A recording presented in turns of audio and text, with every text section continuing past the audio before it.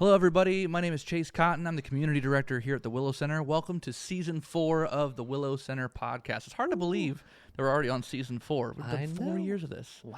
This is my colleague, Mason. Introduce yourself, why don't you? Hey, I'm Mason. I'm the Analytics and Engagement Specialist here at the Willow Center and the co-host of the Willow Center Podcast. We're really excited to kick off this season for y'all. In fact, we're most excited about being able to share this in a new medium here on YouTube for anybody who likes to see faces that are talking at you and not just a pure podcast. That we're now on audio podcasts only and on YouTube for visual podcasters as well. So we're excited to add that video component for all of the listeners and viewers. So I wanted to spend just a second introducing Season 4's themes. So each month, the Willow Center as a whole has sort of a community relations theme, and it influences sort of what we talk about as a team internally, as well as what we talk about externally on our social media channels and website, etc. And we decided this year we wanted the podcast to reflect those themes as well, make them all sort of cohesive and connected. So I wanted to walk you through what to expect for Season 4. So this episode, we're going to be talking about the theme of expectations. Next month, in February, we'll be talking about setting boundaries. In March, we'll be talking about brain science, a particularly important one when it comes to mental health and recovery. Heck yeah. In April, we'll be talking about honesty. Every May, we celebrate Mental Health Month. In June, we're going to be discussing integrity. In July, humility. In August, impulsivity. In September, every September, we celebrate Recovery Month. That's like a big holiday around the Willow Center. In October, we'll talk about service. In November, we'll talk about respect. And in December, we'll talk about planning ahead. So that's the roadmap. How do you feel about that? I love it. And so I just had one question. So you said these are the community relations themes for the Willow Center. So we obviously will talk about them here. What other content can people expect other than just us talking about it on the podcast? Great question. So you'll hear it here first and foremost, or you'll see it here if you're a new viewer on YouTube. But you'll also see content like blogs and articles. So we have articles that go up on our website, on the blog page, related to these monthly themes. We have a bi-weekly article in the Republican newspaper, which is a local Hendricks County newspaper, related to these themes, as well as just sort of general social media posts that you might come into contact with if you follow us on Facebook or Instagram, which we highly recommend. Awesome. Thank you. All right, so why don't we dive in? This is episode 1 of Season 4. We're talking about expectations this month in January 2024. I wanted to kind of just give you some context as to why we decided to choose this topic to start out the year and kick off Season 4. So expectations play a pretty pivotal role in our relationships and in our experience of day-to-day life, even though we're not always conscious of them. That's the thing, right? Basically, like every part of our lives is measured to some degree, right? From the time you're a little kid, you got to meet your developmental milestones, right? And then once you get into pre-K and kindergarten and first and second grade, you start having reading tests you got to pass, and then you keep growing, you join extracurricular teams, and you got to have different skills exams for those that you got to meet to make whatever position, or if you're a musician, to make whatever chair in the band or the choir or whatever. As an adult, it's the same, right? We are continuously measured by our credit scores and our income levels and our dateability on our dating profiles. And there's all of these things that add expectations to our lives. Maybe the most simple idea is we all grew up with our parents or caregivers' expectations that we were trying to meet. I mean, many of us still carry the repercussions of that with us, right? So we're all measured. We all have these expectations that have been held over our heads and our lives for the majority of our lives and continue to be held there.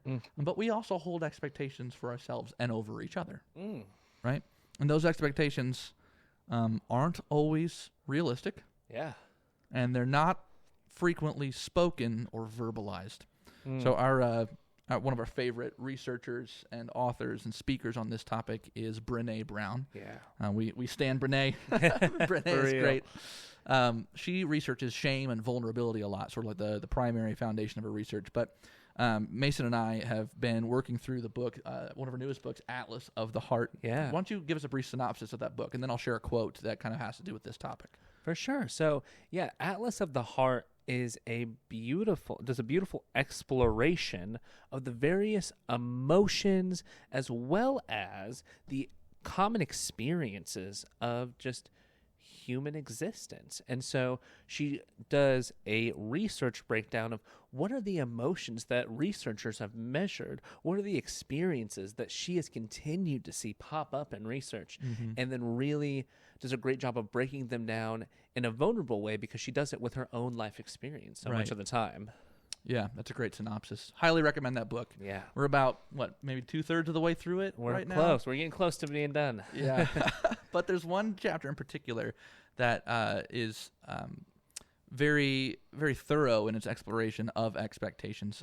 And there's a couple of quotes I wanted to share with you from Brene Brown. She says in this chapter, disappointment is unmet expectations. The more significant the expectations, the more significant the disappointment. And then she goes on to say, sort of in that context, expectations are resentments waiting to happen.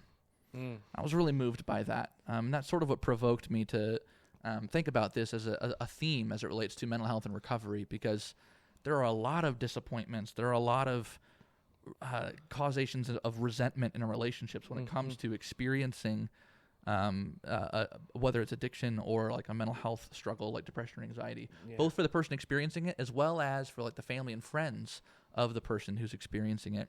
And I think the source of some of that conflict really is unmet and unspoken expectations, which Brene calls stealth expectations throughout that book.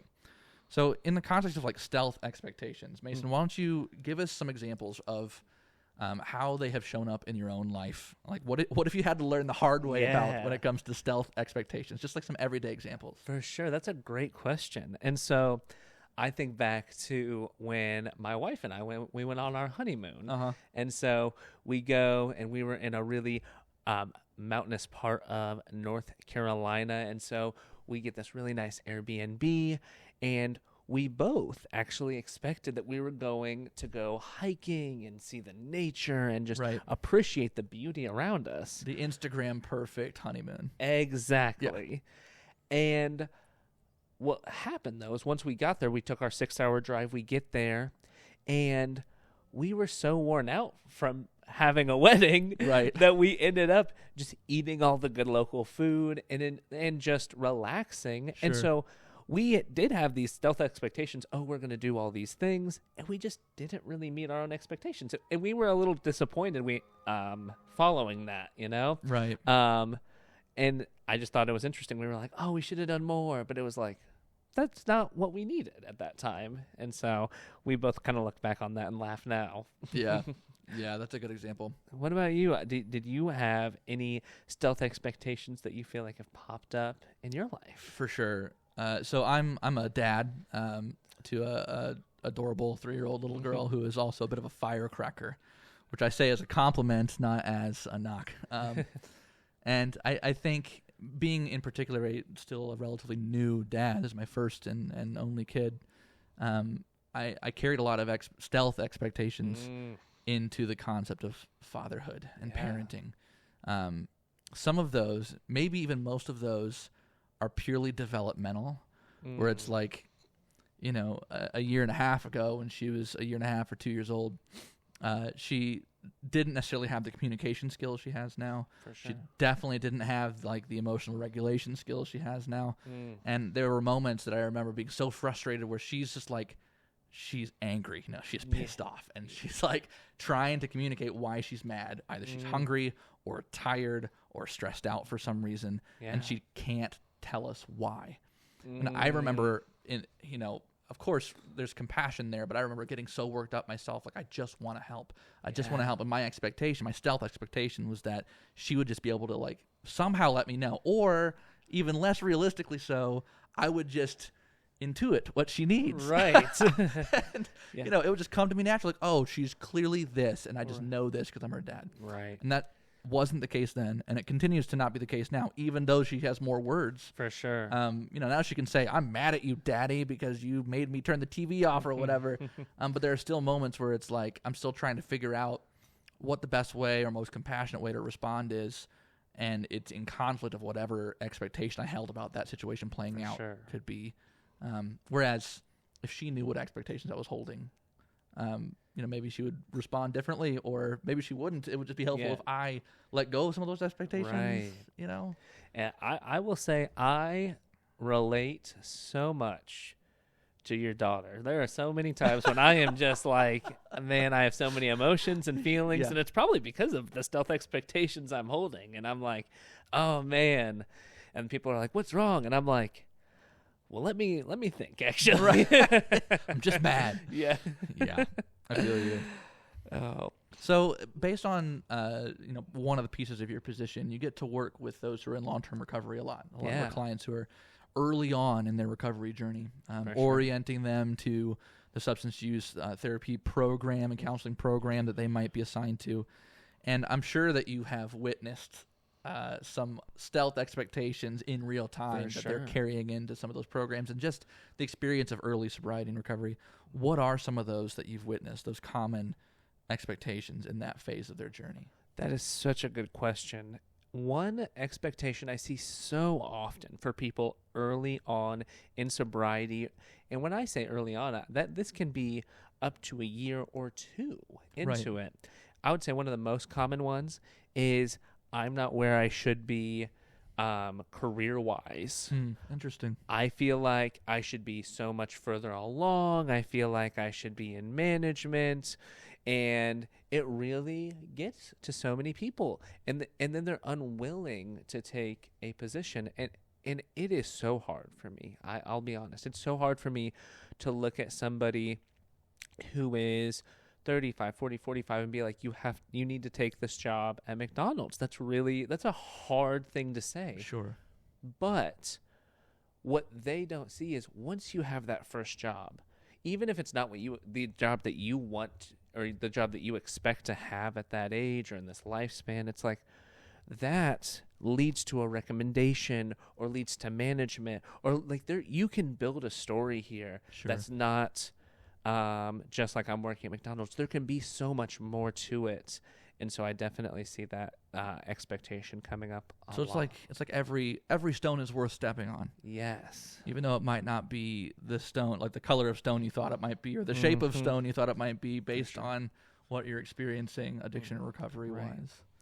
Well, and like for so many restaurants or grocery stores or so many places, what people don't realize is, if you work up at a regular fast food establishment or grocery store, you can actually do really well for yourself. Yeah. But so many people aren't willing to take that step because there's expectations around where they should be, and it sounds like a sort of stigmatized to some extent. I would completely say it is stigmatized. Yeah, definitely. What about when it comes to like the bodily experience of early sobriety and recovery? Are there any stealth expectations you've witnessed some clients carrying? What I hear so often is so I see people who are about 6 months in. That's normally when I get to meet people, 6 months into their sobriety. And so many people claim to not have any triggers or cravings at that point. Oh, I don't experience those anymore. I don't have them anymore. And that's just not true, right? When stress happens, when things aren't going well, it's normal to have a trigger. It's normal for cravings to come, right? Like, it's part of the experience. But then they feel like, oh, I've made it so far that's not a part of it anymore. I expect this to have left me by now. And then it sometimes it takes a little bit for them to fully accept, like, this is just a part of sobriety and recovery, and I'm continuing to learn how to manage it. And that's when you see people get into long term. Right. I feel like that could be so jarring if that's the expectation you're carrying and you don't know that you're carrying it, or maybe you do. Maybe you verbalize it. It's just not realistic. Right. Like, oh, I'm fine now. I've fixed this. I'm cured. Yeah. Right. And then some kind of crap hits some kind of fan, and you're just hit like a Mack truck with a craving out of nowhere, or a visual trigger out of nowhere, and you want to use or drink or whatever. Like, I feel like it'd be even more crushing if you thought that was no longer part of your life. For sure. And what I recently ran an education course here, and somebody gave an example which I loved. They said, if you do not want to eat fast food, then you should stop driving on roads where those restaurants are. Oh, wow. And so so what they were getting at is, if you just even if it's out of your way, you know, get on a road where you're not going to be around, you know, there's not going to be those triggers. There's not going to be those fast food restaurants on that road. Yeah, there's power in planning ahead. Yeah. And so many people, when they plan ahead, they expect their plan includes these expectations and they don't know it. They're like, oh, I'll be able to walk down that liquor aisle or go in that neighborhood that, you know, my dealer used to live in. Right. And it's like, you know, like sometimes you just shouldn't even get on the road. Yeah. Yeah. That's good advice. What are some, so speaking of sobriety and recovery, one big piece in that is obviously mental health, right? Right, They go hand in hand. So Chase, I know you work with, you educate the public on mental health, and I know you might have some lived experience. Yeah. So what are some common expectations for those who are struggling with depression and anxiety? What are some common expectations that they might have? Yeah, good question. I'll share one that I've witnessed and one from experience. Yeah. Okay. So, something I like to say, especially when I'm presenting, just to try and break the ice and build rapport a little bit, is that I dabble with depression. You know, familiar with it. Yeah. It comes to dinner every once in a while. Right. And for me, one of the biggest expectations was that, especially like after my first experience of therapy, was that I like might not need it again after that. Similar to like, oh, the cravings are gone or whatever. It's like, For sure. I thought, okay, now I've got the strategies I need to manage these feelings. Now I know how to take care of myself to prevent from getting this low. And the fact of the matter was, one, I'm not that responsible. Yeah. Amen. But, be real honest here. But two, I am admittedly human, and I need reminders, and things happen that are gonna bum me out. Yeah. Right. You know, I'm gonna make that mistake at work sometimes, or I'm gonna get in that fight with my partner, and those things get me really low. And it's okay to go back to therapy. Right. Sure. So like the second and third time, like there are moments early on where I was like resistant to making the phone call. Yeah. Right. To like getting the recommendation, going to find another therapist or whatever. Because I was carrying some shame around that expectation that I should have this under control. For sure. Right. I've been here and done that. I know the strategies. I should be okay.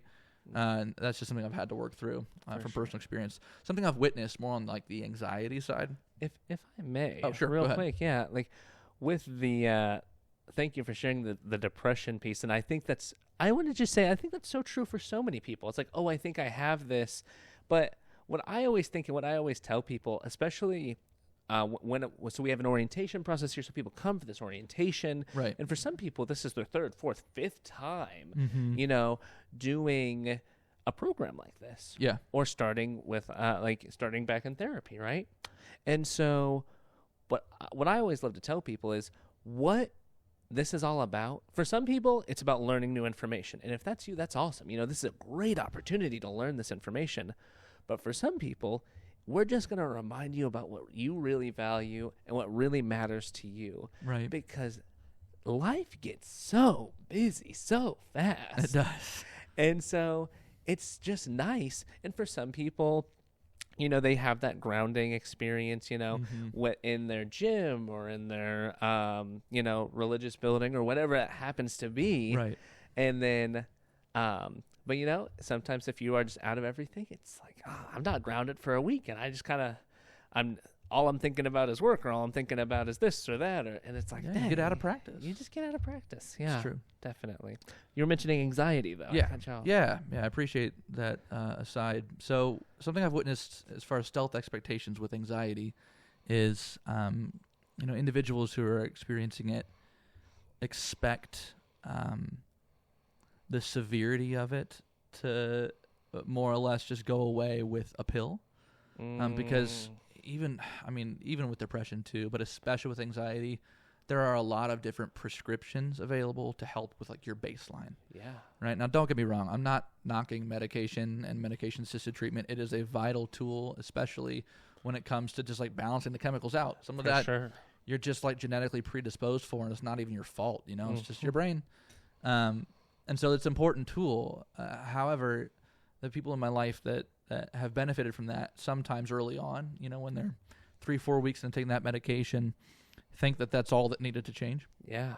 right? When in reality, there's like behavioral components to anxiety in the same way that there is depression, right? Like it can't just be medication. Like it's not an antibiotic, right? That might help your baseline, right? but at the end of the day, you might still have a panic attack, and you got to figure out ways to work through that panic attack in a way that's healthy and doesn't make you feel like you're going to die in that moment. Yeah. Right. And that's when like counseling and therapy and, mindfulness practices and all that good stuff come into play. It's got to be like a both and.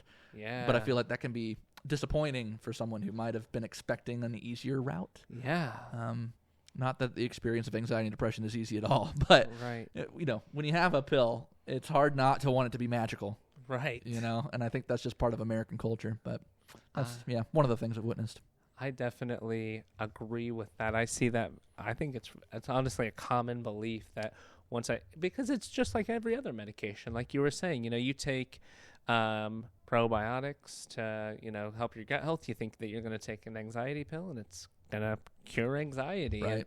And there's so much more that goes in to mental health. And it's, I think that's the exciting part about therapy is like, for a lot of people, you get to come into therapy and then maybe you get to stop taking medication, later on. It doesn't happen for everybody, but I've heard of a lot. You might get to that point for sure. Some people do, which is cool.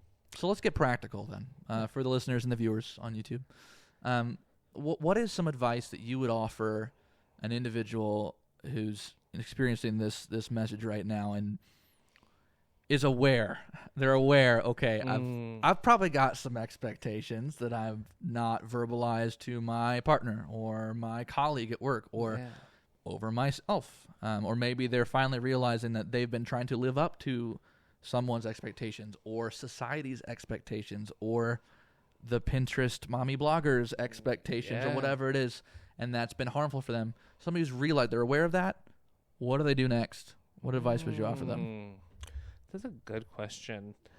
I think that a big piece is even understanding them to begin with. So this is the first step, I would say. Recognizing, oh man, I have some of these, and accepting that once you know this, they're going to keep popping up in your head. Right. They're going to keep coming, and you're going to be like, wait a minute. I didn't know I expected you to do this. I never told you to do the dishes, and I always got mad when you didn't do them, but I just didn't know that that got to me, Right, like you don't really connect those dots in your head sometimes. Sure. So I think this is a huge first step. It's just starting that mindfulness practice. Just being aware. Yeah. Observing the thoughts as they occur. Mm-hmm. Because then it's not a resentment that's going to build. It can be as simple as, oh, can you throw that in the dishwasher for me? For some people that can be just a start. Yeah. And I know that there's a few more, but I'm curious if you have any. I think a good step 2 would be to move from awareness to observation. What I mean by that is like take those thoughts, those expectations that you've been carrying around stealthily or that you've been trying to live up to stealthily and write them down. Even if you're not like an avid journaler, if you just get a scrap piece of paper and a pen and just jot down, like, let me give you a few examples. Like, I feel bad every time I see this type of post come on my social media feed about disciplining my kid in the right way, or I feel bad every time I'm having a conversation with this one particular friend that, maybe it's like they have more time than I do to enjoy this or that activity, and I'm jealous of that, and I have this expectation that I should be enjoying it as much as they have or have that time, but I just can't for whatever reason. Right. Like, write those things down and observe them, because being aware of them up here is good. Like, you're acknowledging that they exist, but when you write them down, they start to lose their power over you. Yeah. Right? Like, you write them down and you can start to see how unrealistic some of them are. You can also see how harmful some of them are.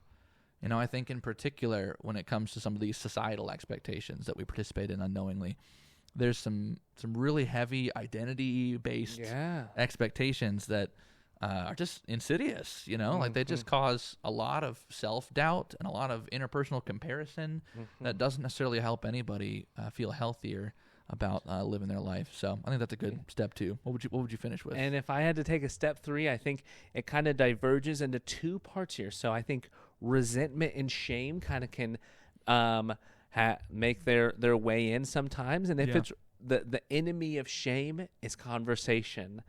And so Say that one more time. That's powerful. The enemy of shame is conversation. I like that. You talk about it with the people around you, and maybe it's not the person that you were holding the expectation over. Maybe it's somebody else, but at least getting it out into the open. So resentment and shame, if that's where you tend towards, that's a good way to go. Or if it is maybe more anger or maybe more irritation with yourself or with others, one practice which I really love is obviously gratitude. And there's gratitude journaling. You can write, which I think is huge. But one that I really like is gratitude envisioning. Ooh. I just heard of this, okay? Okay, hit me. So gratitude envisioning, you take a second, you shut your eyes, and you think of a genuine moment you were grateful for. So, for instance, we were watching my mother-in-law's dog over the weekend, and he was getting along with our dog, and they were playing.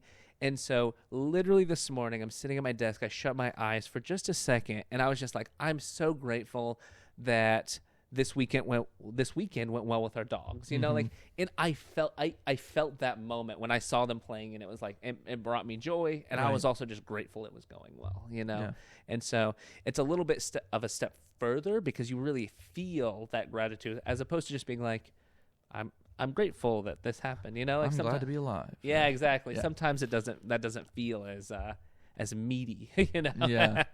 No, I like that. Gratitude envisioning. It's a great step.